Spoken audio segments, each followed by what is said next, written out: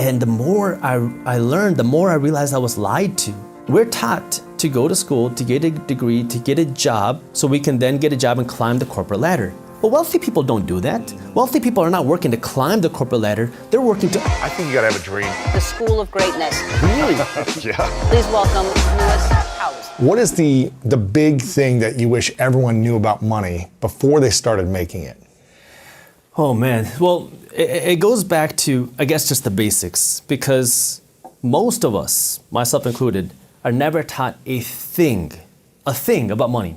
We're told, go to school, get a degree, get a job, and all you figure it out. Right. And then what happens for the majority of people is you end up broke, you end up struggling financially, and you can never figure out why. So the first thing is, what is it that you want to achieve in your life financially?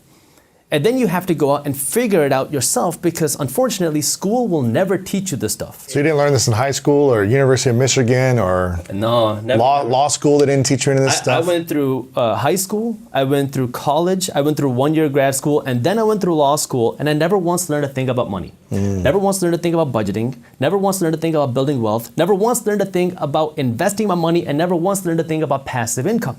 Yet here I am today with a law degree, and I haven't worked a single day as an attorney. Why not? Well, it doesn't make sense for me financially, and it's not my purpose. So, I grew up in a traditional Indian house. Right. Doctor, lawyer? Well, for me, I had two options: doctor or failure.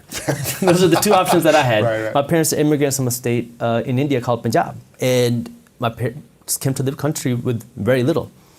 And so, I saw my parents work their butt off every single day. If my dad got a Saturday and a Sunday off, it was considered a long weekend. And so I didn't get to spend a lot of time with my parents growing up. And they would always tell me that, you have to go out and become successful. And I completely agreed, because I wanted to give back to my parents. I wanted to help support them. And I figured, okay, if I want to become successful, I should follow the steps that we're told to become successful. What are those steps? Go to school, get a good degree, get a good job. For me, in my case, it was become a doctor. And along that way, it was in college, I realized that something's wrong. Something's not adding up. And it actually happened. I was studying to get into medical school.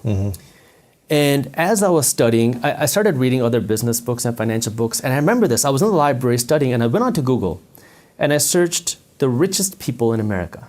And you see people like Steve Jobs, Warren Buffett, Bill Gates, Mark Zuckerberg. And I was like, none of these people are doctors. None of these people went down that traditional route of, getting a degree, doing a good job.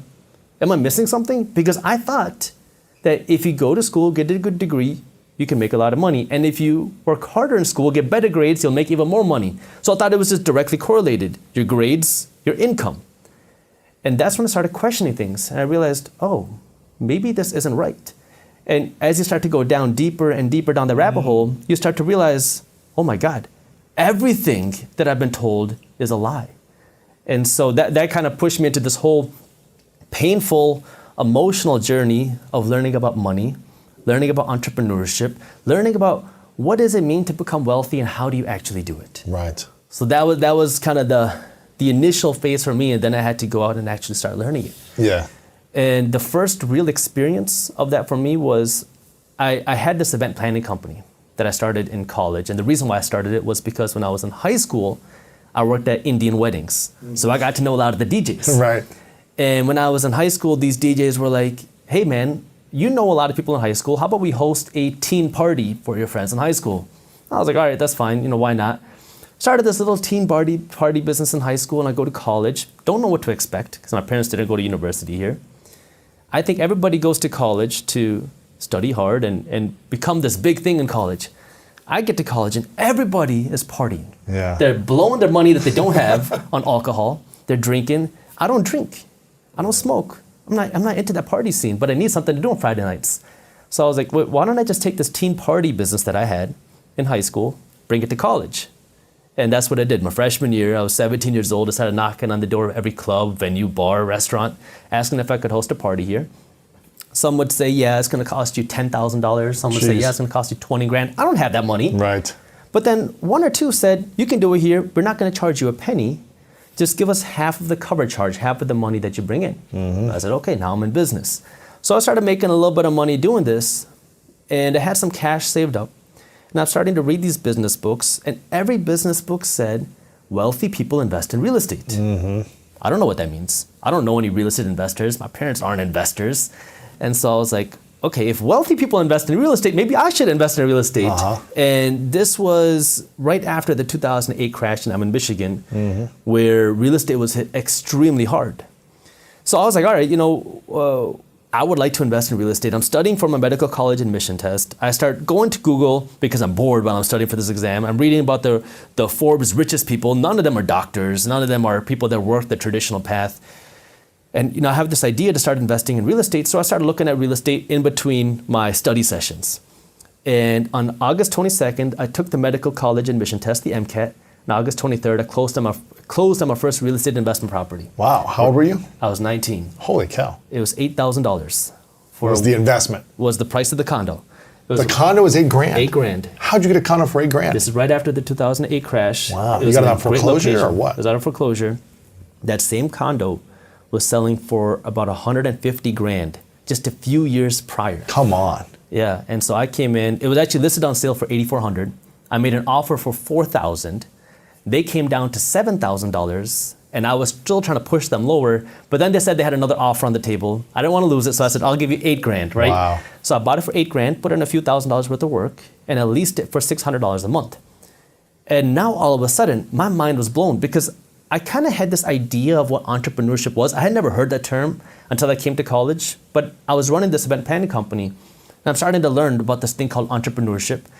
And now I had this condo that's generating me this like almost passive income. I say almost because I was making a lot of mistakes in the beginning. But now I'm like, wow, this investing thing is very unique because I never learned this in school. My teachers never taught me this.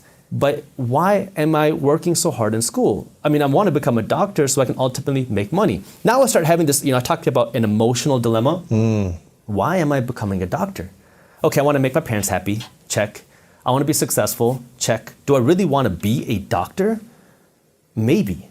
And now I'm starting to question my actual beliefs. Because if I become a doctor, how do you make money? You treat people. I kind of have this entrepreneurial mind. I want to become successful. How do you make more money? You treat more people. So it's like, this kind of runs into a dilemma because if I'm trying to maximize my income as a doctor, I got to maximize how many patients I see. Maybe that means I don't get to give the best value to each individual patient. But as a human, I want to provide the most value possible. So I started to kind of face this dilemma where maybe I'm becoming a doctor for the wrong reasons. Interesting. And then I run this idea by my parents. I don't want to be a doctor. And they're like, absolutely not. My dad was angry. My mom was furious. It took my mom about 1.5 years to believe that her son was not going to be a doctor. oh man. And when I say it was tough, like my parents would tell all their friends, Jasper's not going to become a doctor. Oh wow, you're not becoming one. I'm not going to become one. Now I'm getting calls from my family in India. I'm getting calls from my family across the States. What are you doing? You're a disgrace to your family. Exactly. Oh, I heard man. that again and again and again. But I was like, this is not for me. And I started to realize that there's more to this thing. So now I started to go down this financial education journey. And the more I learned, the more I realized I was lied to. Like, we're taught to go to school, to get a degree, to get a job, so we can then get a job and climb the corporate ladder. But wealthy people don't do that. Wealthy people are not working to climb the corporate ladder. They're working to own the corporate ladder. I didn't even realize that you could do that. Now, you can climb the corporate ladder and work to own the corporate ladder at the same time, but it's a different mindset, right? Right. Most of us are taught to get that degree so we can do one thing, climb the corporate ladder, earn a bigger salary. But if you only rely on your salary, you're just one step away from being broke. Because if you lose your job, something happens to you, you can't work or your company goes down, you lost your salary and now you have no income coming in, and now what? You're scrambling for a job, maybe you have some savings to help take care of you. Right. Or if you haven't been saving and you just spend on things all the time and you have no savings, then you're really screwed. You're going into credit card debt, Right. And now you're trying to figure out how do you make things work. And by then it's too late. This is where you gotta be proactive. And now I'm just like, this is crazy. Why was I never taught this? I was never taught about wealth. I was never taught about investing. I was never taught about this sort of financial education. But why aren't we taught this? And that's when I realized it's very profitable to keep people financially uneducated. It's profitable to keep people poor. Interesting. What would you say is the main system that keeps people poor then? It goes down to so many different things. The banks profit when you're financially uneducated because they'll keep you saving money in the bank. They'll keep you in consumer debt. If the banks lived by their own advice, which is save money, the banks would be losing money. When you go and deposit $1,000 in the bank, that cash that you deposited is a liability for the bank. An asset is something that puts money in your pocket. A liability is something that takes money away from your pocket. So when the bank has your cash, it's a liability for them. They want to get rid of it as fast as possible. And the way they do that is by lending it out because it's an investment for the bank. They don't want to hold on to cash, but they want you to save your money. You want you to give them cash. Right. And just leave it there. Leave it there. And what's happening to your cash while it's there? It's losing value to inflation each and every day. Every day that you keep your cash in the bank, you're becoming poorer each and every day. Now it's funny, I made a video on this in 2016. It was my first video to go viral. It was called You're Guaranteed to Go Broke If You Do This. And I was talking about inflation at 2 to 3%. If you keep your cash in the bank, you're going broke every single day. Now here we are. 8.5%? 8.5%. Yeah. And now people are starting to realize, wow, this inflation is a real problem. And so now when you keep your cash in the bank is paying you 0.01%, maybe 0.5% if you're lucky, and they're turning around lending it for 5%, 6%. And so the bank does not want to keep that cash in savings because it's a liability for them. They want to keep you spending money on their credit card because now they'll get to earn 18 to 25% in interest every time you spend $1. Wow. Governments want you to be financially uneducated because when you're financially uneducated, guess what? You are an employee and you're a consumer. Who pays the highest taxes? Employees and consumers. Everybody knows that rich people don't pay taxes. It makes people angry, but a lot of times we don't understand why. Right. And we get angry at the wrong things and the wrong reasons. Yeah. But the more you make as a business owner, until you're like uber rich, I feel like you're spending a lot on taxes. You are. And you know what? And there's a lot of things that you can do legally to pay less money in taxes. And there's different ways that you can invest your money to pay less money in taxes. So I'll give you a couple examples. Yeah. So let me start with this. Tax avoidance and tax evading are two similar words with two very different outcomes. This is one of the first things that you learn in law school. Tax evading is illegal. Yes. You go to jail. Yes. Tax avoiding is legal, and then you get hated for doing that. But this is the way it works. But you're playing within the rules of the system. And if you learn the IRS code, it's a rule book. Mm-hmm. And the people who understand the rule book are the people who have the money to hire the good accountants and the good attorneys. But you're not an accountant, but have you studied the I have studied a lot of tax law. Really? Yeah. And so what happens is wealthy people will understand how this works, play within that system, and pay little to no money in taxes. What are 3 things that people who are making $500,000 and above should be doing to avoid taxes better? So let's start with, I'm going to assume that you have either some sort of your own income, you're a side hustler, or you are a business owner. Yes. So if you make $500,000, let's assume that's profit. You are taxed on income. So if you take out a salary, that's going to be taxed. Now the question is, what is a tax deduction? Or the better question is, how can you make something a tax deduction? Because anything can be a tax deduction if you know how to make it a deduction. Mm-hmm. So that's the question that you have to ask yourself, because if you don't have an income, you don't have any tax. Right. So this is what wealthy people are doing. So I'll give you an example of it being done, then I'll show you how people can do it on a potentially smaller scale. Elon Musk, he is probably the biggest example of this. He never got paid a salary running and owning Tesla. He got paid in stock options. So these stock options were Was this even before it was public? This is, I think it was around the time that it was public, or maybe a little bit before. Okay. But he's been getting stock options for a long time. Sure. But the stock options that he gets, or originally got, were at $6 a share. So when the stock went up to $1,000 a share, and he was given millions of these stock options. Now, he has, on paper, a lot of money, but that money isn't in his bank account. Mm-hmm. So what he does is, instead of selling it and having an income, he goes to the bank and says, hey, I have these stock options which are worth billions of dollars. How about you give me a loan? at 3, 4, 5% interest, no bank is going to say no to that because the value of this is so much, it's billions of dollars. I mean, you can make the number smaller, but no bank is going to say no. He takes that loan, pays 3 to 4 to 5% interest on it, and if his company grows, his stock value grows by 6%, he just made a profit on that. He didn't have to take any money out, never took an income, doesn't pay any taxes, and is able to now spend his money, live free, buy whatever he wants, live rich, and not pay a penny in tax. So he didn't have to sell any of the stock, because if he sold it, he'd pay an income tax right when you sell it. Instead, you get a loan out from the bank. And you don't have to pay tax on that loan. When you go and get a mortgage You're to buy a getting home, into debt. it's debt. It's not taxable. It's not income. If you go and refinance your home, it's not income. It's cash that you have in your pocket, but it's not income. You're taxed on income. So now your job now as a business owner is strategically, how do you not have an income? Now you might say, well, I need money to spend. Sure, of course you do. But how can you now strategically use your income to pay for your lifestyle? Now, again, it's got to be within the rules, so talk to a tax advisor. But right now, after the pandemic, one of the things that the presidential administration wants to do is encourage people to eat out, eat at restaurants, because restaurants were hit so hard by the pandemic. Right. So what do? They created a 100% deduction on food through 2022. So if you go out to eat with your team, it's a 100% deduction. It's all write-offs. It's a write-off. I'm here in San Diego. Well, we're in LA right now, but I'm here on a 2-month business trip to San Diego with my business partner. I have to rent a car. I actually got a Ford Mustang because I always wanted a Ford Mustang when I was a kid. That was like my dream car. So I got one here with a convertible. Nice. And we have to go to business meetings. We have to go out and explore San Diego, do these things. My business partner is my wife. We're staying in an Airbnb in beautiful San Diego.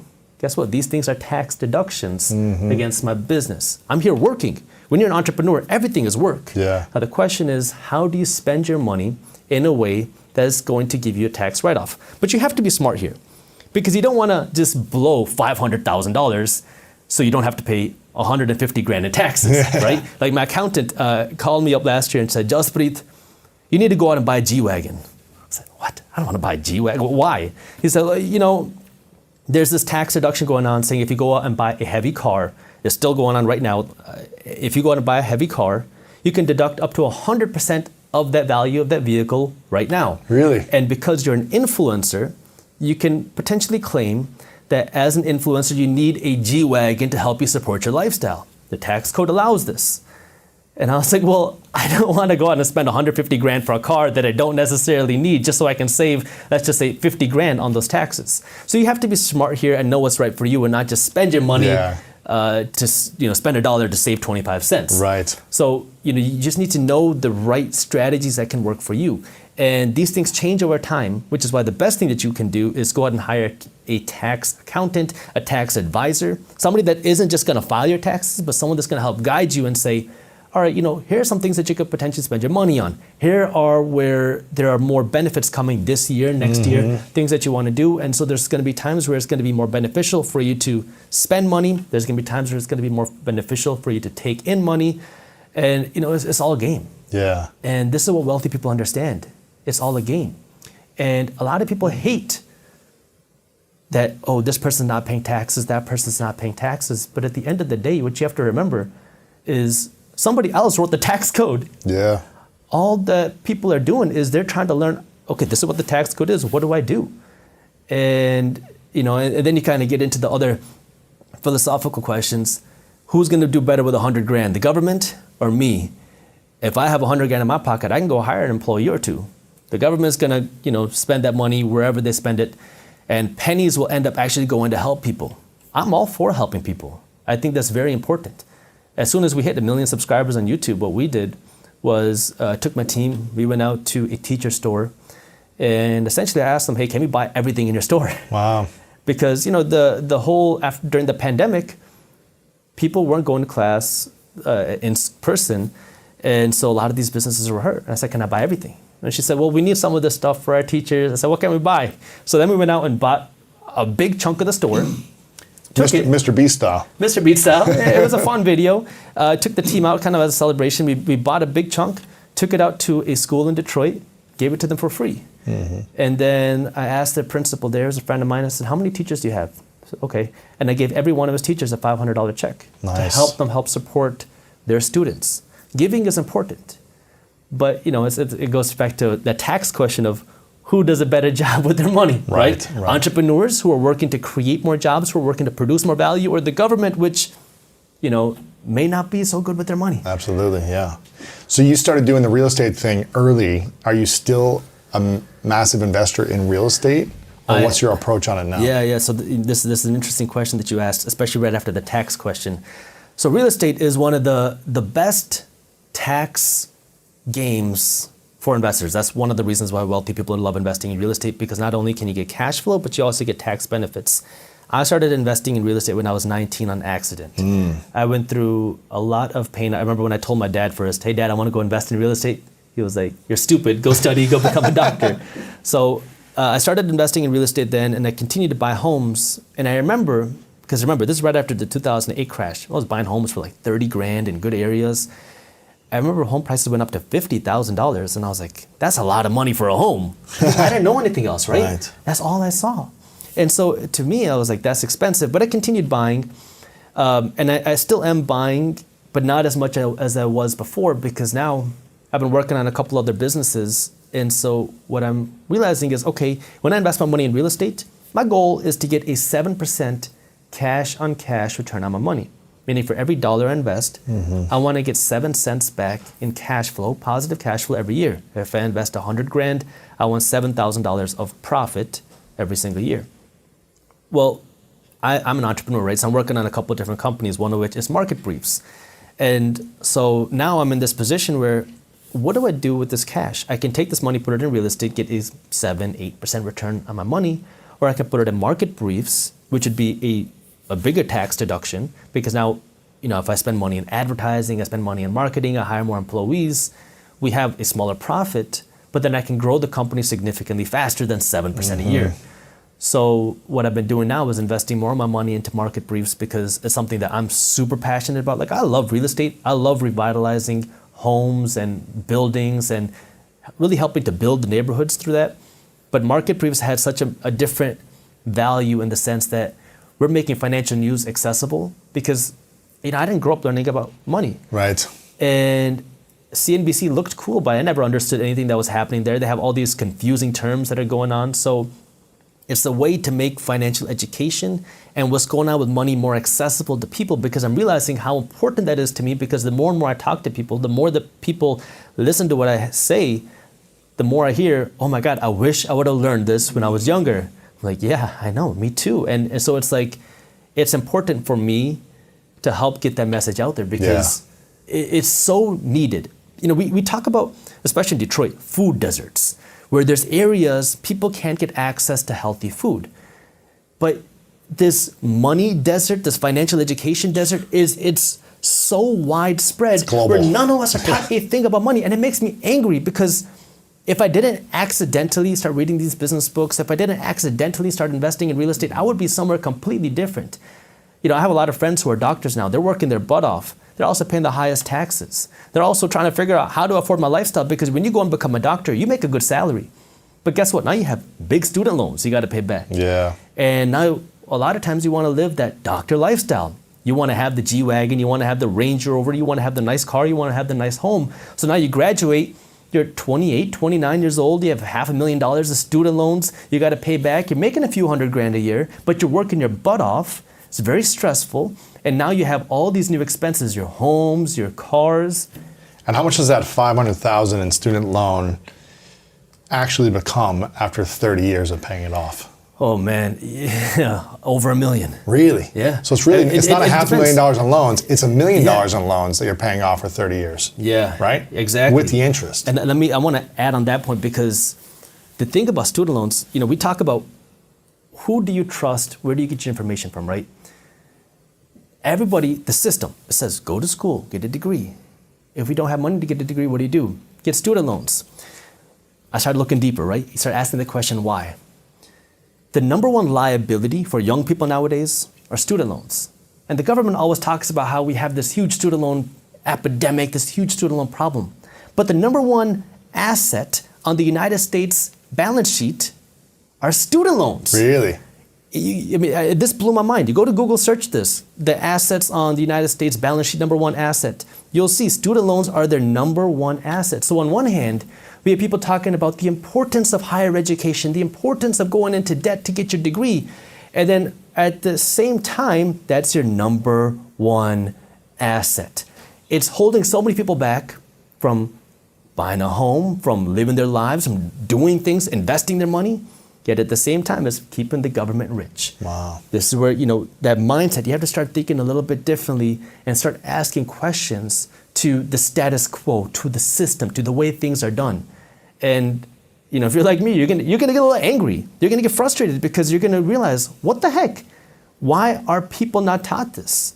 Why are we not taught how to use our money? Because nowadays, people are paying 50 grand a year to get a good college degree, but at the same time now, YouTube is decentralizing education. Free. For free. And you can learn from anybody you want. If you don't like the way that I sound, hit the X button, go to somebody else, right? Exactly. And it doesn't cost you a penny. You can learn from anybody, people who are actually doing what they teach, and you can learn from the comfort of your home. Now, Jaspreet, your channel is really inspiring, and you've interviewed and also just done your own research individually on a lot of these different topics about money. You've interviewed the top people on Bitcoin and cryptocurrency, investing in gold and stock trading and real estate and starting your own business and all these different things. With all the information that you've brought into your life, all the mistakes around money, the successes around money, the wisdom you've learned, the things you've tried, maybe the things you haven't tried. Yeah. If you could share 5 things you wish we all taught when we were younger about money. Yeah. With all this information that seems a little overwhelming and confusing, especially today with the NFT world and the crypto and all these different things. And what do you wish we taught everyone from the ages of 10 to 20? Sure. 5 different things around money. First thing would be, what is money? Because money, as we know it, is fake. Our dollars are just pieces of paper. I grew up thinking that our paper dollars are like the holy grail. You want to save this money because it is the most valuable thing there is. As I became older, I started to realize that that's not the case. Our paper dollars are just pieces of paper. It's fiat currency, which means it's issued by the government, and the value is backed through the strength of the government. Now, we're lucky here that the United States is the world's superpower. We have the world's strongest military. We have the world's strongest economy. But we can't stay on top forever. And inflation is when the value of your dollar goes down. So these dollars, which many of us think that if we hoard this, we'll become wealthy, save your money to wealth, is actually keeping you poor, and it's making you poorer each and every day. So the first thing you have to understand is, what is money? The second thing you have to understand is, what do wealthy people work for? And most of us, the majority of us, are taught to work to get a job and climb that corporate ladder. But wealthy people are doing something completely different. They're working to own the corporate ladder. They're working for something called equity.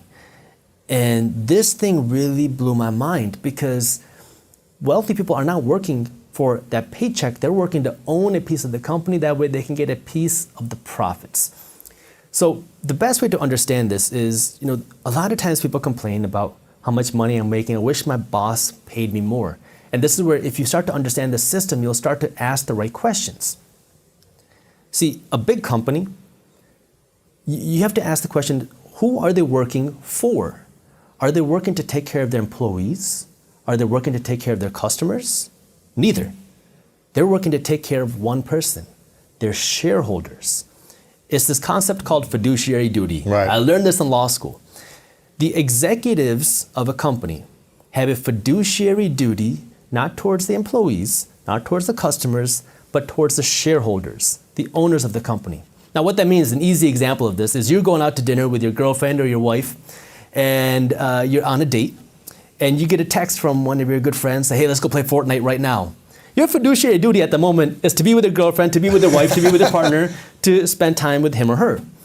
If you go out and leave, you're gonna get in trouble, right? Yeah. So it's, who is your alliance to? And the shareholders, the executives, the CEO and the executives company, their fiduciary duty is to the shareholders, the owners of the company. So what are they trying to do? They're working to drive up the valuation of the company. So once you start to understand that, you'll realize why there's this big discrepancy between what people are paid and what people want to be paid. And when you start to understand that, you're going to change what you do with your money. That's why I said a minute ago or a little bit ago, wealthy people are working to not climb the corporate ladder, but own the corporate ladder. So how do you get that equity, that ownership? You have to own a piece of the corporate ladder. Now, if you work for a public company, that means now you can take some of your income and you can buy stock in the company. Maybe they pay you with equity. Maybe they give you some sort of revenue share. That's what we do in my companies. Or if your company doesn't do that, then you have to start taking this money that you're earning and you have to start investing it into a place where you're getting equity. Maybe that means stocks, maybe that means real estate. It could be, there's a number of different investments, but you have to work towards that equity. Yeah. The third thing is that you have to think bigger.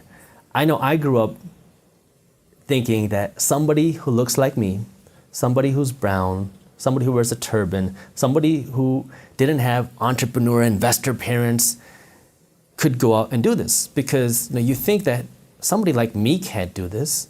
My parents also told me that I couldn't do it. I didn't know anybody doing it. I didn't know any investors. But you have to be the one to take that first step. And once you start to take that first step, you're going to learn and see the second step. Then you take the second step and you're like, oh, I can start a $100 investment here. You don't have to start with hundreds of thousands or millions of dollars. Start with $100.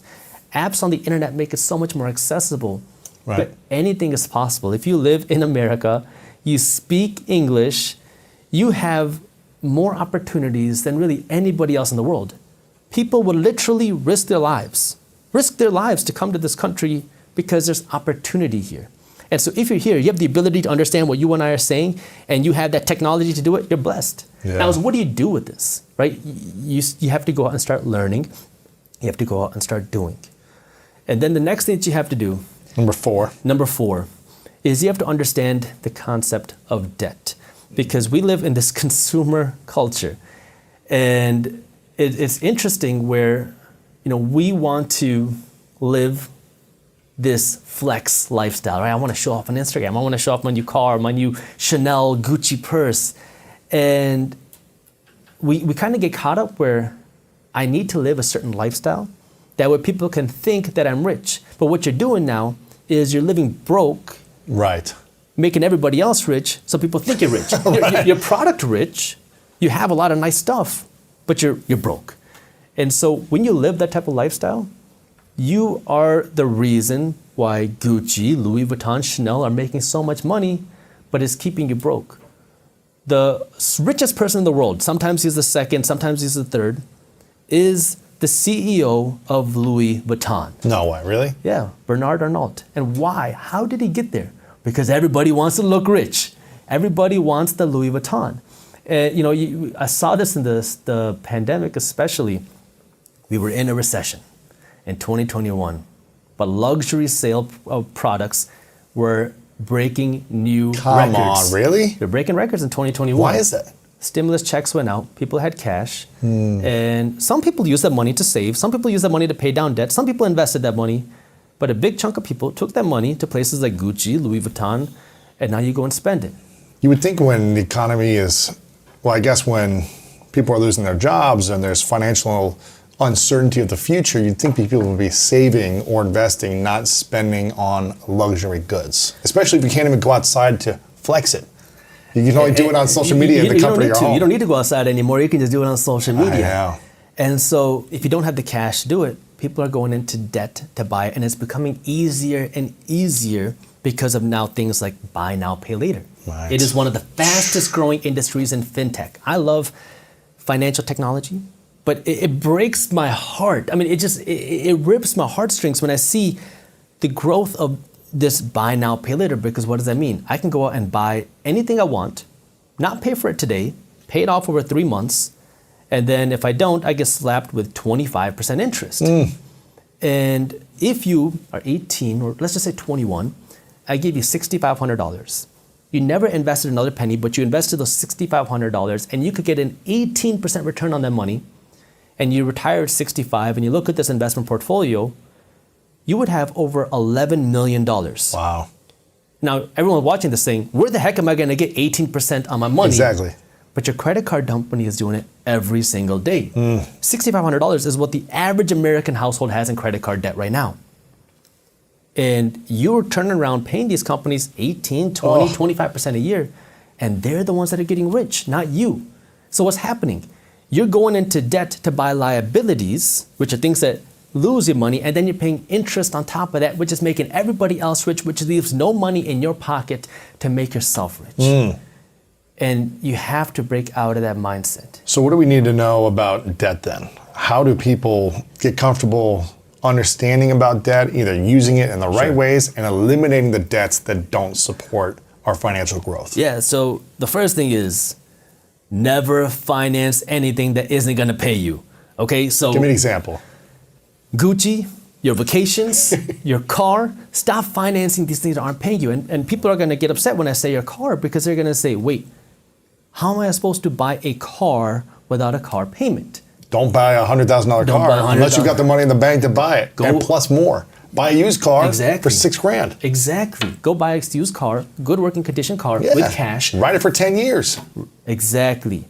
The first time I made $1 million in a year, my car was $500. Dude. My employees had better cars than I did. I had a $4,000 car for the first 5 years living in Los Angeles.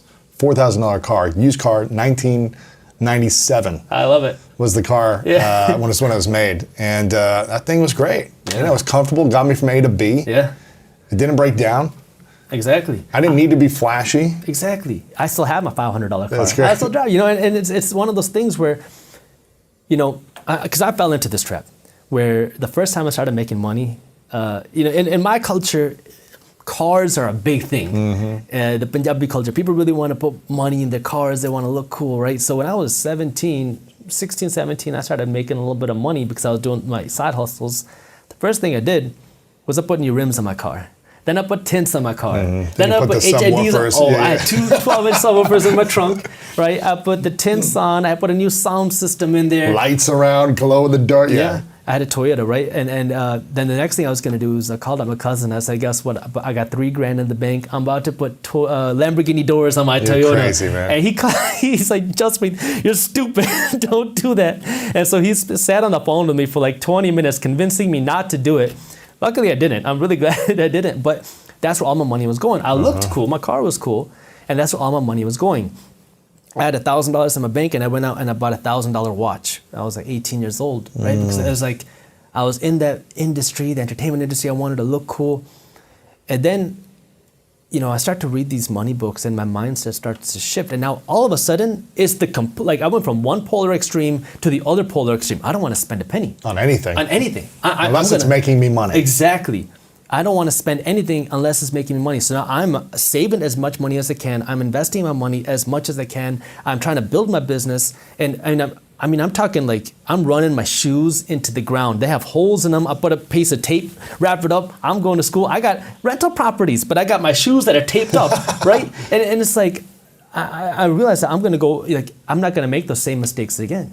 And you have to break out of that mindset. The first time I made $100,000 a year, I was in school. And I was living in an apartment paying $400 a month, including my water, my electricity, my cable, my gas, my internet, everything. Wow. And the reason is because I didn't have a room. I slept on the living room floor. I had a little mattress. I used to pull that into the living room, put that down, go to sleep at night, wake up, fold up the sheets, put them away, drag the mattress back into the hallway because I'm like, I realized that the power of compounding your money. I realized the power of putting your money into the right assets. And I'm like, this is my time to build. I've been blowing this money that I'm earning on things that are making everybody else rich. Right. I'll spend money on that stuff a little bit later. Right now, I want to make myself rich. Yeah. And so, you have to just first understand what it is that's worth spending money on and what's not. And then, if you do have that debt, you've got to come up with a strategy to pay it down as fast as possible. First thing you can do, if you have a lot of credit card debt, call up the companies. See if they're going to be willing to just give you a lower amount. See if they're willing to work with you. Say, look, I got $10,000 worth of debt. I'm never going to pay this off. It's not going to happen. How about you work with me and give me $5,000 and I will work to pay that off. Right? You start to work with them, see if you can do something. Then you can consider moving some of that money to a 0% APR card if you have 12 to 18 months to do that. That way now you can aggressively, you got to do the smart, because if you're just going to keep doing the same things you were before, don't do it. But you have to start aggressively paying it down. You stop spending money. That way now you can pay down this debt as fast as possible, and then you work to earn more money. And the money has to go somewhere as you're earning more money. You live the same lifestyle, if not smaller, and you take all this extra money and you use it to pay down your debt. That way now you can start building, right? You got to lay that foundation. You got to start working to grow upwards, but you have to get aggressive. Is there ever a time where people should go into debt, the right type of debt? The credit card debt, Yeah. the student loan debt, buying a car and going in debt on that, those things I'm understanding, it's not helping your financial future. Yeah. When is it the right time, or is there a right time in your mind to take money out and spend interest on that money? Depends, right? If it's something that's going to make you income and you can manage the debt, then yes. But it's not for everybody. Right. Some people don't have it in them to manage the debt. Some people don't have it in them to manage investments. Some people don't have it in them to run a business. If you're not the entrepreneurial investor type and you don't like looking at numbers, you don't like managing money, you don't like trying to grow this, stay away from it. Now you go up, maybe you can get debt to buy a home, but that's it. But if you are more the entrepreneurial type, you have it in you that you want to grow. Now, if you're using debt, you should only be using debt to buy something that's paying you with income, something that's going to make you more money. Do you have any debt out right now? Right now, I do not. I have people paying me loans, but I personally don't have any debt right now. I kind of went through this phase where I have all this real estate, but I have no debt on it. And the reason is because I'm waiting for the right opportunity. I will have more debt. Really? Yeah, I'm just waiting for the right opportunity, because right now all my real estate is paid off. You've paid off all the real estate. the real How many estate is properties paid do you have? Units in the dozens, a number of units, but now I'm just waiting for the right opportunity. And it's all paid off. All paid So off. now there's just cash coming in. It's cash coming in. And for Do you still have that I still got that one. $6,000? That's rented for $850 a month. That now. $8,000 place? $8,000 place. That's just bringing in $800 a month. now. $850 a month. Clear and free. Just Yeah, you got to pay your expenses, your property taxes, Yeah. your insurance, your maintenance, your management fees. But right now I have no debt on it. And so now what I'm waiting for is... and how much could you sell that for now? probably 100,000, 120. I mean, I don't know the Pretty exact, cool. but something in that somewhere range. around it. It's not bad. Yeah, I mean, it's crazy because when I buy real estate, I never look at what can I sell this property for. I'm looking for one thing: cash flow. Cash flow, yeah. And so this is a big mistake that leads people into a lot of problems in real estate, because when you start buying real estate, hoping that you'll be able to sell it for a higher price in the future, and things don't go as planned, then what? Yeah, you're screwed. Now you're screwed. So, for me, I look at one thing: cash flow, and will I be able to see more growth in this area? So I look where businesses are moving, where's money moving to, and then that's where I want to invest, because I know if property prices go up, hey, it's icing. Property prices go down, it's okay. I still got my rent, Yeah. which is covering my costs. So what's your goal, right? With the dozens of units for the opportunity for something bigger, or what's the plan? Something, yeah, it can be anything. Something bigger in real estate, and I'm looking for the right opportunity. But again, my focus now isn't in real estate like it was before. A few years ago, I was heavy in real estate, and Really? I was doing everything that I can there, and a lot more opportunities were there. I bought a property in 2021, haven't bought anything in 2022 yet. But my focus now is building my business, because I see a bigger opportunity there for me than real estate. That's why I've been I'm still involved in real estate, Right. but not the way that I was a few years ago. Because you can earn more with your business if you earn more put the business. attention and the energy and the money into building the team and the resources and the Exactly. technology and those things. And it's more fun because it's a lot more active for me. Yeah. And then, once this gets bigger, then I'll go back to real estate. But right now, like for the last few years, I've been kind of phasing slowly away from real estate as I can transition more into the business, because it's just more fun for me. Yeah. Okay, so understanding debt was the fourth thing. What was the fifth thing you wish people learned from 10 to 20 years old about money? You have to be willing to make mistakes, take risks, and start. And this one is hard, and it sounds simple, but a lot of people that I know, they are so hesitant to making that first investment, because what if I do something wrong?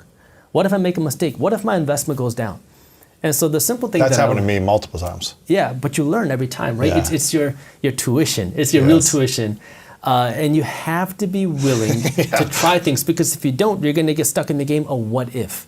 What if I lose money? What if it doesn't work out? Well, what if it goes up? What if you learn? I have made a lot of mistakes. I made a video on my YouTube channel where I went through my worst real estate deal ever. It was my third property that I ever bought. It was a home in the city of Detroit. And I made every mistake possible. Now, I'm still in college, right? I don't know what's going on exactly with real estate investing. And I mean, I bought the property and I bought it because my contractor at the time told me that we can make a lot of money on this deal. We'll be able to rent it out. We could flip it if I wanted to. And he was like, don't even worry about getting a home inspection. Now, when I buy a property now, the first thing I do is I get a property inspection where somebody walks through the deal, makes sure, a third party, an independent person, and they tell me anything wrong with the property in the foundation, in the plumbing, in really anything with the property, so I know what I'm getting myself into. And so he told me don't do that. He said, don't worry, I already walked through. He's a contractor, so I figured he knows what he's talking about. All you have to do is spend $5,500 and I will make sure this property is ready to go. Wow. So I said, okay, let's do it. So I bought the home. I gave him a check for half, or maybe $2,500 or $3,000, something around there, $3,000. And a week goes by, nothing starts.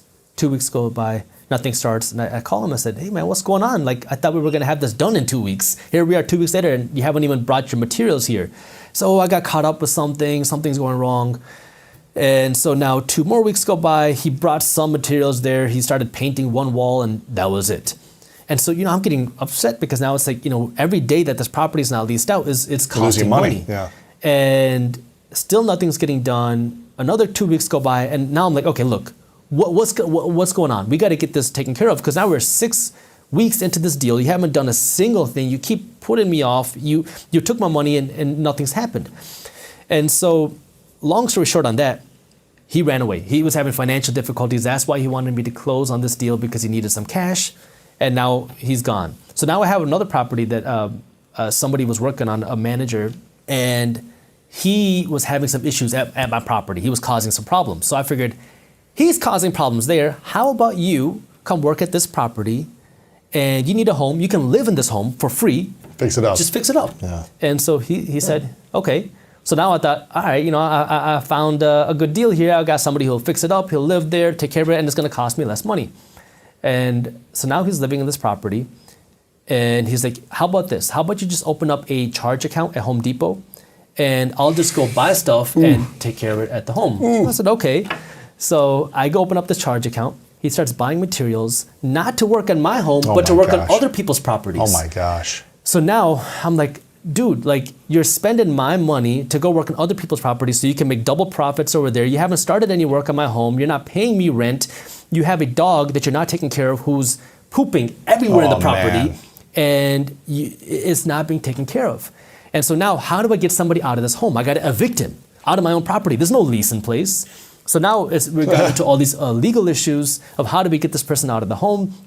We get him out of the home. It took me months to get him out. The property now is destroyed. Trash. Oh man. There's crap, literal crap all over the home. He damaged the place, did not take care of it, and now it's like we have to start all over from negative to start fixing this property up. So now we start fixing it. I got a licensed and insured contractor. We're months into the deal, and he wants, I don't know, like a lot more money, at least 10 grand, if not more, to start doing the renovations. And we start digging deep, and we start to see problem after problem after problem. So now every cost keeps adding up. Now the home is ready to go. And I'm like, all right, fine. And everybody told me, Jaspreet, don't license this home with the city of Detroit as a rental because nobody does it. And this is, again, after the 2008 crash, Detroit went through its bankruptcy. They were having their own issues, but I don't like to play games. I want to play by the rules. So I said, I'm going to get a license for rental. When you get a license for rental, they're going to send their own property inspectors out to the property and they're going to inspect it and make sure that it's okay. So now the property inspectors come out and they say, I need to lift up the home. So what do you mean lift up the home? They're like, oh yeah, we need to raise the home.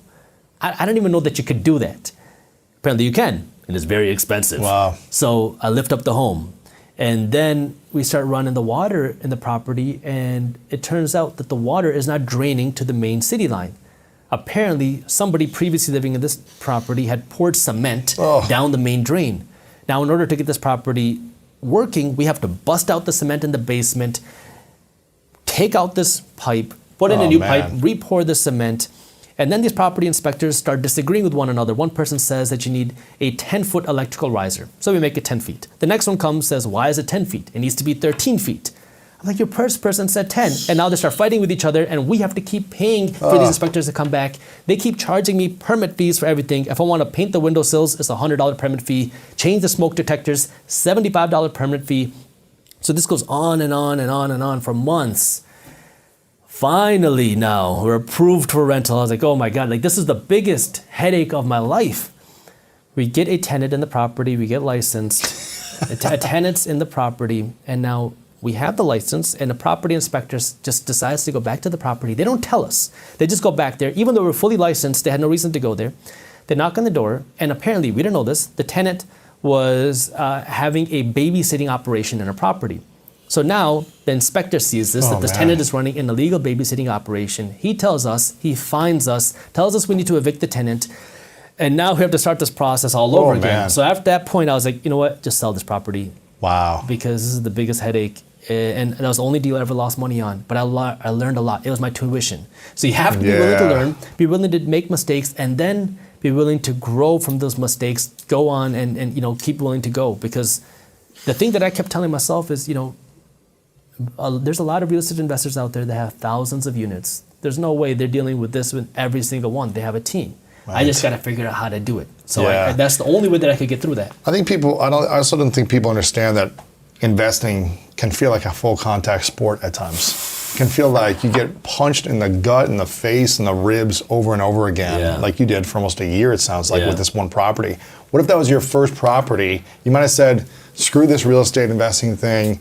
I'm never doing this again. I lost all my money. I'm just going to go back into doing something that is safe and secure that I know is not going to punch me in the mouth every day with another fine and fee and penalty or whatever it might be. So I think people also need to understand this is a risky thing. Absolutely. I've lost a lot of money. I've made a lot of money, lost a lot of money. It never feels good to lose money. It doesn't. It's emotionally charging. It's psychologically can mess with you if you're not mentally and spiritually prepared to understand, okay, it doesn't feel good to go from a few $100,000 to zero. In weeks, like some people did with the stock market or something in the last year, or real estate or whatever it might be, or with crypto going up and then coming down. It's a big psychological high and low if you're not prepared for it. And so what have you done psychologically, mentally, and emotionally to prepare for the big swings when you see, oh, my money just went up 10x in the last 3 months.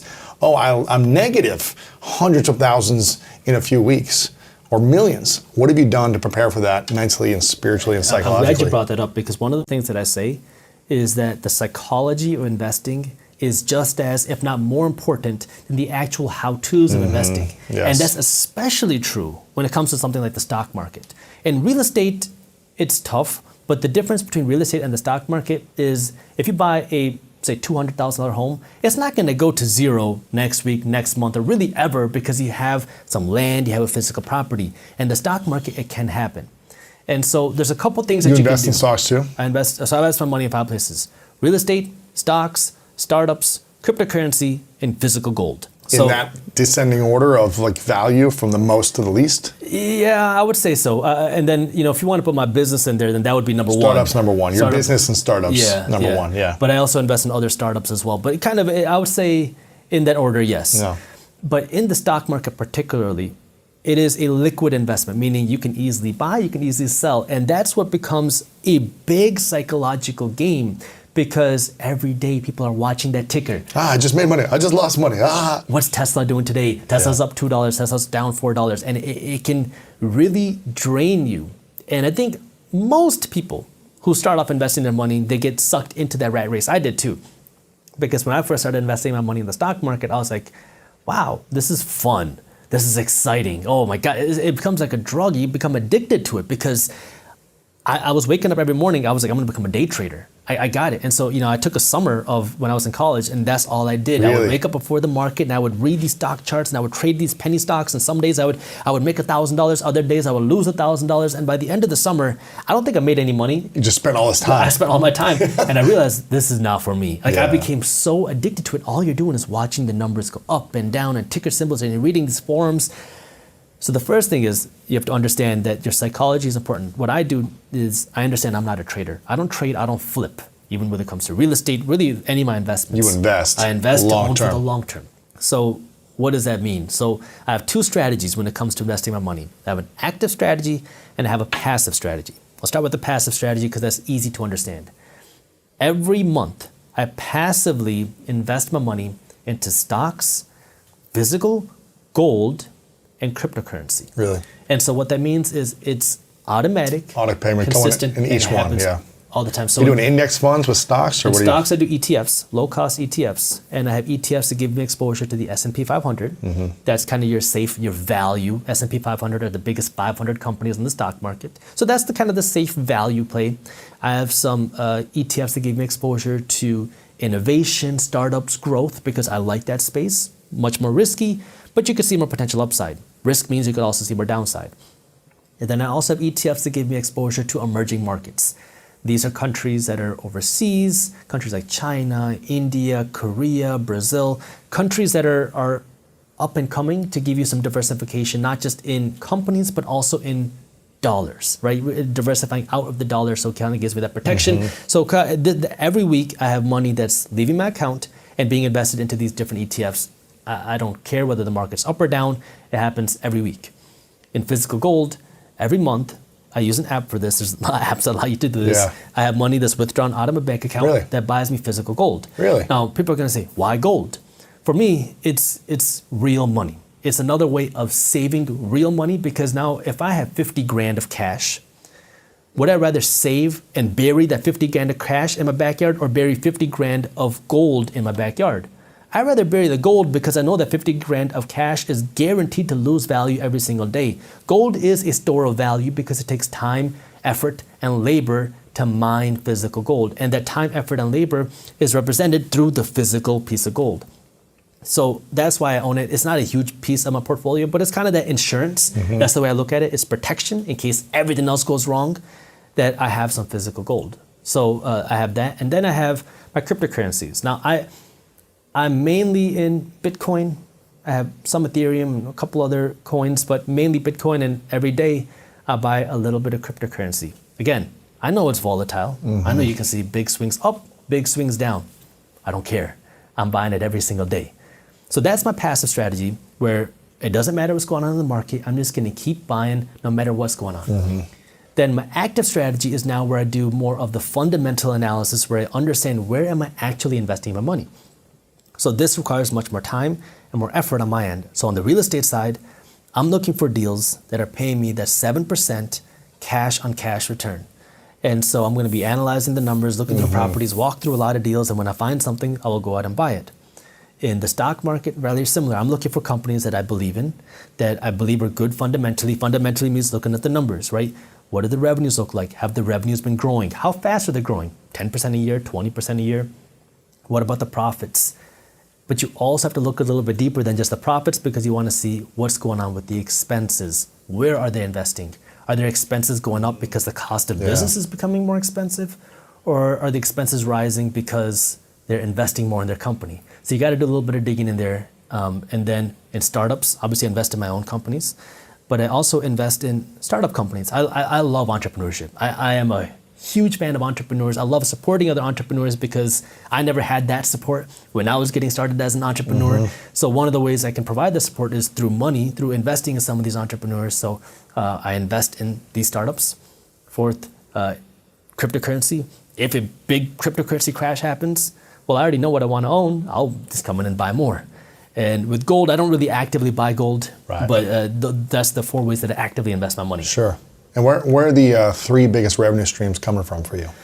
Well, obviously business, Yeah. and that's across the different businesses. And then the second one I would say is real estate. That gives me that passive cash flow. And those are my 2 real, when I talk about income, cash in my pocket, it comes from my business and it comes from real estate. That's where my cash comes from. Nice. Yeah, it's pretty simple. And what's the number 1 revenue generator in your business? Is it from YouTube? Is it from the newsletter? Is it from some other course or coaching? Or So the business is divided up. I have my personal brand, which is Minority Mindset, right? That's me on YouTube. That's my blog. And then I have market briefs and then market insiders.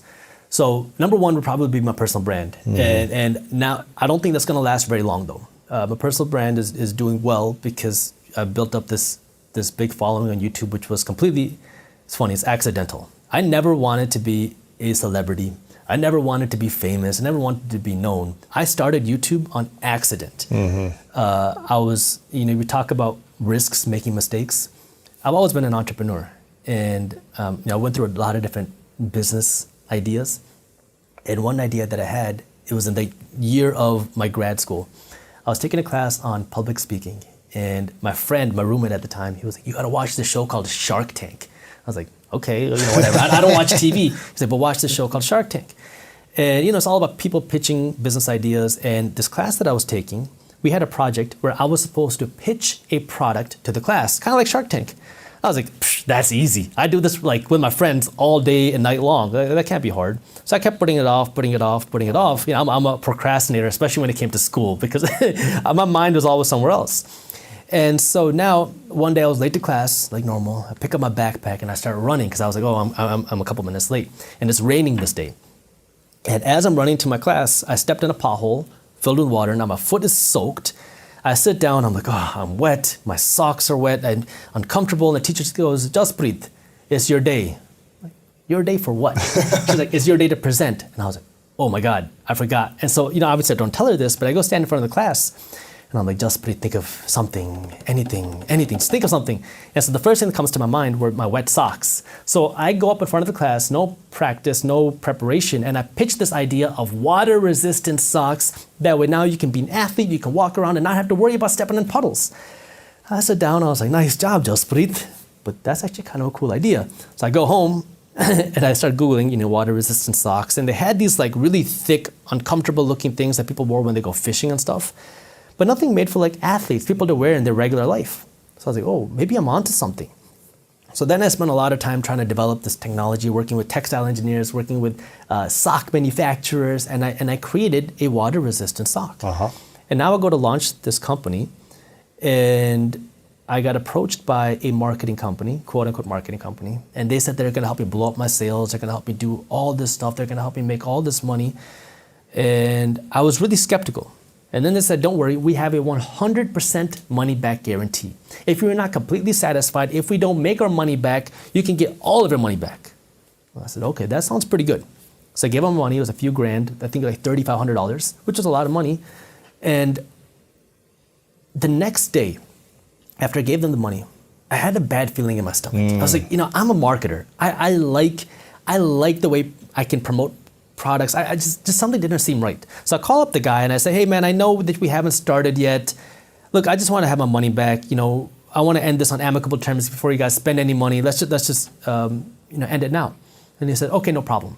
Puts me on hold, and I was in the gym at the time, and I was really frustrated because I was between sets, and he puts me on hold for a long time.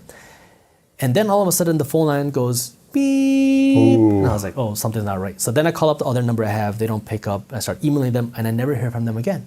Found out I got scammed. They were a fake company. Ooh. So now I was irritated. I launched the company. We had an amazing launch. I don't remember exactly, but in the first 30 days, we did over either $17,000 or $20,000 in sales right off of the gate. And I had this like kind of chip on my shoulder. I was like, that's not cool. Like, nobody supported me as an entrepreneur. Nobody wanted me to do this, especially when it came to the sock business. I mean, there were so many jokes thrown at me because they're like, "Oh, you left medicine to go sell socks." Right. It's like, I was just so frustrated by it. And I was like, people don't see what I see. They don't have my vision. I want to do something to help other people like me. So I put out this course on Udemy, $7, on how to launch a business without getting screwed over. I didn't really care about making money. I just wanted to help people because I was so angry. And people loved it. And they were like, "Dude, can you please start a social media page, start an Instagram page?" And I did it under the alias Minority Mindset. The whole idea being just thinking differently than the majority of people, because that's what I thought I always did. From the point where I started hosting parties instead of going to the parties, to then buying real estate when everybody was out blowing their money they didn't have in college, to now starting this company. I was like, I have this thing, Minority Mindset. So I called it that. And then I said, okay, I'll start an Instagram page, just posting the same stuff, like just here and there, like things that I wish I would have known about starting a business and about investing and money that I wish someone would have taught me. And then everyone says, "Jaspreet, I like this. Can you make long form content? Can you create a blog?" And I was like, well, English is my second language. You're not gonna like my writing. So no, I can't start a blog, but I don't mind talking. So I'll start a YouTube channel. So then I started this YouTube channel called Minority Mindset, and that slowly, organically started to grow. And I never started it with the intention of making money. And you know, it's funny, I tell that to people now and they're like, there's no way that's true. Like, you have to have some idea of trying to make money. And I really didn't. I was recording the videos off my phone, so I had really no expenses. I think I spent like $30 on a tripod. You know, that was it. Like, I had no lights, I had no fancy equipment. And then I think we were close to 10,000 subscribers, and my buddy comes up to me. He says, hey, how much money are you making from Minority Mindset? I'm like, I'm not making any money. He said, you know, from your YouTube advertisements. I'm like, what are you talking about? He said, you know, you can have advertisements on your YouTube channel? I said, I have no idea what you're talking about. So he goes onto my YouTube channel with me, goes into the back end, the settings, and he's like, dude. Just click one button. Turn your monetization on. I was like, I don't even know that you could do that. This is before that there was even monetization requirements. Anybody could monetize any videos, no matter how many subscribers, how many videos you had. So I was like, oh, I didn't know that I could do this. So, you know, I really started it just kind of with that goal of, I want to put out that information that I wish somebody would have told me, kind of just like that helping hand that, hey, it's okay. Yeah. You're not the only one that thinks like this. It's okay to think a little bit differently. It's okay to try something different. So that was my whole goal. And then it started to grow. And then it became this bigger thing. And around 500,000 or 600,000 subscribers, I was like, wait, I can actually like turn this into a business. Right. And so I went through this, like, you know, I'm an entrepreneur. I was like, okay, Minority Mindset, I'm gonna turn it into a business. So I started these other products under Minority Mindset. I started this newsletter under Minority Mindset. I started, you know, these other educational things. And it started to get really confusing to me because I was like, what is Minority Mindset? I'd be walking down the street and people will come up to me and say, dude, you're Minority Mindset, man. You really helped me out. You saved my life. You helped me get out of debt. And it made me feel really good. Like, I could not believe people knew who I was. I remember one time I was with my dad. We were in Arizona and we were getting acai bowls, which are absolutely delicious, by the way. And we're in line, and this guy sees me walk into the store. He was riding his bicycle, and he races across the street to come inside of me, and he goes, Jaspreet, Minority Mindset, is that you? And I was like, yeah, and my dad's right there.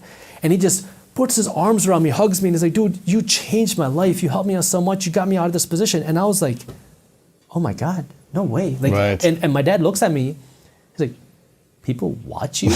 You know, Wait, you're not a doctor, that's okay? Yeah, and so it was like, that was like that realization that, oh my God, like, people are actually paying attention. You don't, obviously, you know, you see the comments, you see the subscribers. Until you meet people in person, you really don't know. Exactly, and that, like. It's a crazy feeling. And, you know, that time especially, just because, you know, I saw my dad light up and he was like, I can't, like, he was shocked. And that's when I was, you know, I can actually do something with this. So I was creating these products under it, but I was getting confused because what is Minority Mindset? Is it a company or is it me? And, you know, as the entrepreneur, I was like, I'm going to build a company. I'm going to turn this into something. But everybody assumed I'm Minority Mindset, which made it very hard to build a company out of it. And so this was 2021 in December. I decided to go on a thinking trip, and I'd never done this before. And I really recommend this to anybody who can do this. I went to Boca Raton, Florida, and I was there for about a week. And I separated myself from technology, people, everything. And I lived in this like really tiny little apartment. And all I had was a bicycle and my notebook. I've done this before. It's a game changer. Oh my God. And so Yeah. what I would do is I'd ride my bike to the beach in the mornings. I sat there for a couple hours with my notepad and I just started writing down my thoughts. And from everything, not just business, you know, my mental health, spiritually, what do I want out of life? What's important to me? What's happiness? Just starting writing things down. And, you know, I would get to the business, financial stuff, and I started asking Minority Mindset, question mark. What is it? Who is it? And it was at that week I realized I am Minority Mindset. That's what everybody identifies me as. And it makes sense because that is who I've always been. But these companies, they're getting intertwined into something they're being overshadowed. I can't give them the attention that they want. So after that, I came back to the office. This is the complete end of 2022 when I tell the team, 2021, tell the team, as soon as we come back in 2022, we're going to change some things around. So the first week of 2022, we have an all hands meeting. I was like, here's what we're going to do. We're changing everything. We're going to take our newsletter, turn it into market briefs. We're going to launch this app, Market Insiders. We're going to do all this stuff. And everyone's like, where did this come from, right? And so we implemented all that. And then this is now early 2022. It took some time to implement. Market Briefs now becomes its own company, its own newsletter, where we're providing financial news that's accessible. I talk about accessibility of financial education. For me, that is the biggest thing because, I never understood those big terms. What does the 10-year yield going up 40 basis points means? It doesn't make any sense to somebody who's getting started. Yeah. So I want to make things accessible. So that's what we do. We break it down in a fun, witty email that you're actually going to want to read. Like you're going to look forward to reading this email, and it's completely free. And so we're going to create this into our own company. And we went through a lot of, it was a painful transition because we had issues with the email service providers. We had a company saying that, yeah, it'll work. We spent months transitioning over. The first week that we're working with this company, they say, oh, sorry, you're promoting financial content. We don't allow financial education. Oh, wow. We don't allow stock market. We don't allow cryptocurrency. We don't allow anything related to finance on our platform. I'm like, dude, you've been working with us for 2 months. I've talked to 5 people on your team. They know exactly what we're doing. And now you're telling us this? So we had to start the whole process over. So it was a big, it was a part of an entrepreneur. You Sure. get punched in the mouth. Yeah. Big mess. We go somewhere else. And now, it was April of 2022 where things finally were like, all right, we got it situated. Now we're going all in. So, you'd ask, where is most of the revenue coming from? It was YouTube, and it is, but I won't be long because, I talk about how YouTube funded my business. I take the revenue from YouTube, I'm investing all of it back into my companies because I want to That's turn right. market briefs into something big, man. Because it is needed. It is so important because if you're an investor, you need to know what's happening. And you want to be aware of what's happening. You Right. don't got time to go through Yahoo Finance, Wall Street Journal, Forbes, CNBC, all these different companies. And then you have to parse through all these headlines, see what's important. Then you have to know. dissect what's actually happening.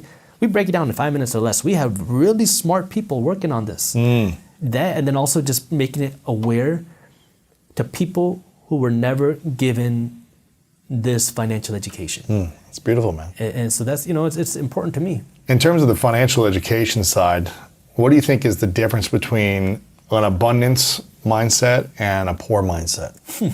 I'll give you an example. Okay, I bought my first real estate property when I was 19.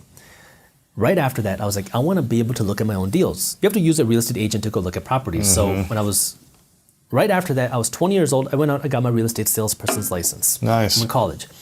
So now I start helping people buy and sell homes. And I had this one couple that I worked with. They were looking for between a $400,000 and $500,000 home. And so I helped them for months go from property to property to property. They were very picky. So I spent months just going through this.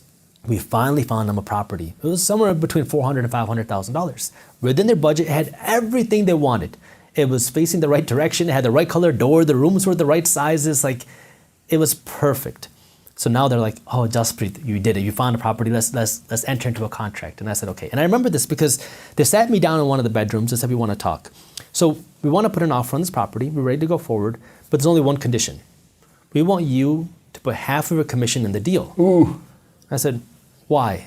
They said, well, you're 20 years old. And if I get typically you get 3% on the buyer side. So if it's a $500,000 property, that's 15 grand in commission, between 12 and 15 grand. And so they were like, we don't think that 12 to 15 grand is worth it for just signing the papers to help us buy this home. Plus you're only in college. And I was like, okay. And I'm a hardhead, right? Especially 20 years old. I was like, okay. So they're like, yeah, we think if you just put 6 grand into the deal, we'll move forward to the property and ready to buy it. And I was like, nope, I'm not doing it. Wow. You can do it with somebody else. And I walked away. And a month later, were not able to get the home because they weren't able to do the paperwork fast enough. They called me back up. The wife calls me and she says, Jaspreet, we weren't able to make it work, but we found another property. Would you be willing to show it to us? I was like, no. So that was, what a limiting mindset is. The first thing is you're looking at what somebody else is making. Instead of looking at what you could get, you're counting someone else's money instead of seeing what you can do yourself. So you're jumping over dollars to pick up pennies. Right. And that's the first idea is you're so worried about what's going on around you, but instead you should be focusing on you. What value do you get? The second part of that is a growth mindset. So, I talk about living below your means, which is important, especially when you're in the early phases of trying to build your wealth, right? You need to be saving your money, investing your money. You too, we were kind of extreme, right? Where it's like every penny we Yes. have is going to be invested, it's going to be put back into us because this is our time to grind. Yeah. But you don't have to be super extreme, but let's just say you're putting aside 25% of your income. So if you're making 40 grand a year, that's $10,000 put toward your savings and your investments. Now, what happens to most people is you say, okay, I realize this whole financial education thing, I'm learning about this investing thing, I want to get more aggressive, I want to do more of this. How can I do more? Well, that's when you're trying to now squeeze more pennies out of your pie.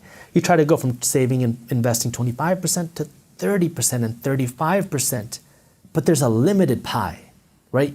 So what you should be doing is thinking, okay, I'm making 40 grand, saving and putting aside 25%, fine. Maybe I can do more if you're into that, like I'm gonna do whatever it takes, extreme, right? Which is fine. But the bigger thing is, how do I go from 40 grand to 400 grand and keep doing what I'm doing now? Because now if you get to from 40 to 400 and you save and invest 25%, that's $100,000. A lot more than the 10 grand you had before. You're still only living off of 75%. You have the same, that same percentage, but it's so much bigger. It's like growth mindset. It's thinking bigger. And now everyone's going to hear this saying, how am I supposed to go from 40 to 400? Well, the first step is understanding it's possible. Then you start learning. Then you start doing. You start making mistakes. And then you learn from your mistakes and you fix them. But until you break through that mindset and you realize that it is possible, I can do this. No matter where I come from, what I look like, what my background is, it's possible, but I need the right education. YouTube has made it so much more accessible. Read books, start learning, and then you start taking steps. It's not gonna happen overnight, but you'll start taking steps towards that. Right. And so it's about building that growth mindset of understanding that it is something that you can do. I love this, man. So much good information here. Lots of more questions I could ask about these things, but you've also got so many great topics that you cover over on YouTube, Minority Mindset, over on YouTube and theminoritymindset.com. Also, marketbriefs.com is the newsletter for people who want to sign up and learn more about these things. Making complex ideas interesting and accessible, which is something we all want. I've got a couple final questions for you. Yeah. This one is something I ask everyone at the end. It's called the 3 truths. So imagine a hypothetical scenario. It's your last day on earth. You've actually made your parents proud, even though you weren't a doctor, but you've been doing the thing that you love doing for the rest of your life. But eventually, it's the last day for you, many years away. And you've got to take all of your information with you, all of your content, your newsletter, your YouTube, anything you create, it's got to go with you. So no one has access to your information anymore. Your written words, your video, your audio message. But you have 3 lessons you could share with the world. And this is all we would have to remember you by. 3 truths. What would you say would be those for you? Yeah, first I want to get to that. My parents are very happy now. I'm sure my mom actually works with me now too. That's great, yeah. But getting onto that. Now they can brag about you, Yeah, exactly. Right? The first thing is think bigger. And the reason why I say that is because a lot of times we hear that, think big. But when you're thinking big, you're probably 99% of the time not thinking big enough. You can think bigger. Cross it off, think even bigger. When I started YouTube, I never thought that we would hit 10,000 subscribers, let alone 100,000 subscribers, let alone 1 million subscribers. I used to joke around with my friends that if we hit 100,000 subscribers, I made it. If I hit 1 million subscribers, I'm gonna shut the channel down. Because it's not possible that 1 million people are gonna watch this weirdo on YouTube talking about guacamole, talking about financial education. There's not 1 million people that wanna do that. I'm a big thinker. I'm an entrepreneur. I've always thought big, yet here I am with these limiting beliefs of myself. And I think I'm this person who thinks crazy, who thinks big. So if you're thinking big, you're not thinking big enough. Because that's gonna be your own limiting beliefs. Second, learn the rules to the game. The reason why so many people suck with money is because they don't understand the rules to the game. And this is why a lot of people get so angry. They get so angry about what other people achieve. They get so angry about everything else going on. But what you need to do, the best thing to do is learn the system. I talk about how rich people don't pay taxes and how you can work to own the corporate ladder, and it makes people angry. But the reality is, this is the opportunity for you to figure out how can you do it yourself. This is what the system is. You can hate it, you can cry, you can scream, you can complain. That's what I used to do. I thought it was horrible. Money was a taboo topic when I was growing up. And I was like, it's unfair that people are doing this. And then I realized, what if I learned the rules? And you can apply it to yourself. And third, be willing to make mistakes. Try. Anything is possible, but you have to be willing to try, make mistakes, and keep getting better each and every day. I love that, man. It's a grind, but anything is possible, man.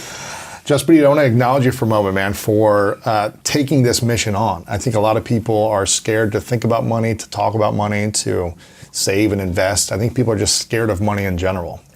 And the fact that you're diving into this, making this a part of your mission to educate, to entertain, to inspire, to inform people through many different formats, again, from YouTube to social media to your newsletter and everything else you'll be creating in the future. I think it's really inspiring to see someone, again, from your background, who maybe someone who people wouldn't think would be talking about these things. Yeah. And you're diving in and you're making it accessible with your unique perspective and personality. So I want to acknowledge you for making the minority mindset really something that people can grasp and understand and start applying small steps and hopefully making it bigger over time.